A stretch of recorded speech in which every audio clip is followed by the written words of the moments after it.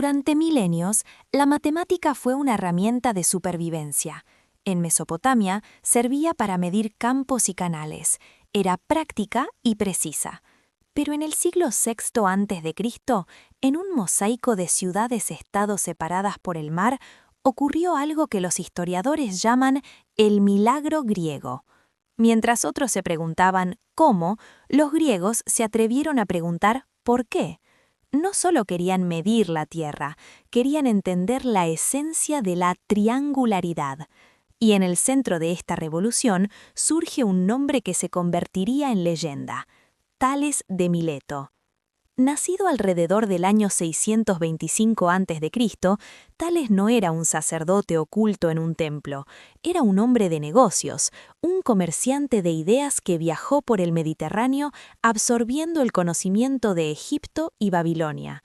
La gente de la época decía que los filósofos eran unos soñadores inútiles.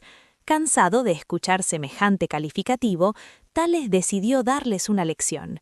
Usando su conocimiento del cielo, predijo una cosecha récord de aceitunas, alquiló todas las prensas de Mileto y amasó una fortuna de la noche a la mañana. ¿Su mensaje? Los sabios pueden ser ricos si quieren, pero tienen cosas más importantes en qué pensar. Incluso su ingenio llegaba al mundo animal. Cuando una de sus mulas intentó aligerar su carga de sal sumergiéndose en el agua, Tales la cargó con esponjas la siguiente vez. La lección fue inmediata y muy pesada. Pero el genio tiene un precio: la distracción. Hay una famosa anécdota que cuenta que Tales cayó en un pozo por mirar las estrellas.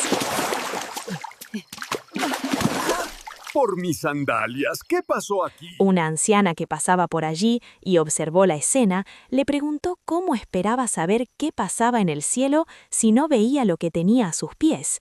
Ella no sabía que para entender el universo a veces hay que estar dispuesto a mirar más allá de lo evidente, aunque eso implique una dolorosa caída. En el año 585 a.C., Tales grabó su nombre en la historia eterna. Se dice que predijo el eclipse solar que detuvo una guerra cruel entre los lidios y los medos. Aunque los historiadores hoy dudan de la capacidad técnica de Tales para tal hazaña, la leyenda nos habla de un hombre que buscaba un orden racional en el caos del cosmos. En Egipto, Tales asombró al faraón midiendo la altura de la Gran Pirámide con un simple bastón. No necesitó escalarla, utilizó la proporción de las sombras. Si la sombra del bastón era proporcional a su altura, la de la pirámide lo sería también. Fue la primera vez que la matemática dejó de ser una herramienta para medir y se convirtió en una herramienta para pensar. Ya fuera calculando la distancia de un barco desde la costa o estableciendo las verdades universales que hoy estudiamos, Tales fundó lo que hoy llamamos matemática deductiva. Nos dejó 6 pilares que sostienen el mundo, desde la bisección del círculo por su diámetro hasta la proporcionalidad de los triángulos semejantes. Tales no dejó libros, pero su legado es el método mismo.